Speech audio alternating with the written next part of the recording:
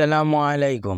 ইসলামের মতে সবকিছু শুরুতেই ছিল শূন্যতা। শুধুমাত্র আল্লাহ তাআলা ছিলেন। তিনি তার অসীম ক্ষমতায় মহাবিশ্ব সৃষ্টি করেছেন। কুরআনে বলা হয়েছে, আল্লাহ আসমান ও জমিনকে 6 দিনে সৃষ্টি করেছেন। তখন তার আসর ছিল পানির উপর। সূরা হুদ আয়াত 7। আকাশ ও পৃথিবী একত্র অবস্থা ও পৃথক হওয়া কুরআনে আল্লাহ স্পষ্টভাবে বলেছেন। যারা অবিশ্বাসকারী তারা কি দেখে না যে আকাশমণ্ডলগুলি ও পৃথিবী একত্রে ছিল, তারপর আমি তাদেরকে পৃথক করেছি। সূরা আম্বিয়া আয়াত 30।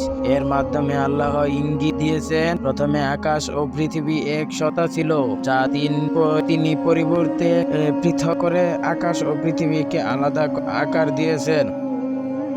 আল্লাহ পৃথিবীকে মানুষের জন্য উপযোগী করে তৈরি করেছেন এবং এর উপর পাহাড় স্থাপন করেছেন যেন পৃথিবী স্থিতিশীল থাকে। কুরআনে বলা হয়েছে, তিনি পৃথিবীকে মানব বসবাসের উপযোগী করেছেন এবং এর উপরে পাহাড় স্থাপন করেছেন। সূরা নাবা আয়াত 6-7। এর মাধ্যমে বোঝানো হয়েছে আল্লাহ পৃথিবীকে এমন ভাবে তৈরি করেছেন যেন তা মানব জাতির জীবনযাপনের জন্য সম্পূর্ণভাবে উপযোগী হয়। মানুষের সৃষ্টি ও পৃথিবীর প্রতিনিধি হওয়া ইসলাম অনুসারে আল্লাহ মানুষকে মাটি থেকে সৃষ্টি করেছেন। কুরআনে বলা হয়েছে, তিনি মানুষকে মাটি থেকে সৃষ্টি করেছেন, তারপর তার বংশধরকে পানি নির্যাস থেকে। সূরা সিজদা আয়াত 7। আল্লাহ মানুষকে তার প্রতিনিধি হিসাবে পৃথিবীতে প্রেরণ করেছেন যেন মানুষ তার ইবাদত করে এবং তার নির্দেশনা অনুসরণ করে। এভাবেই পৃথিবী সৃষ্টি এবং মানব জাতির অস্তিত্ব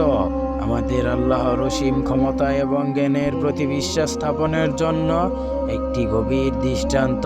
ইসলাম আমাদের শিক্ষা দেয় যে পৃথিবী এবং মানব জাতির সৃষ্টি করা হয়েছে শুধুমাত্র আল্লাহ ইবাদতের নির্দেশনা পালনের জন্য। সুতরাং পৃথিবীর সৃষ্টি এবং আমাদের অস্তিত্বের উদ্দেশ্যে বোঝার মাধ্যমে আমরা আমাদের জীবনকে সঠিক পথে পরিচালনা করতে পারি।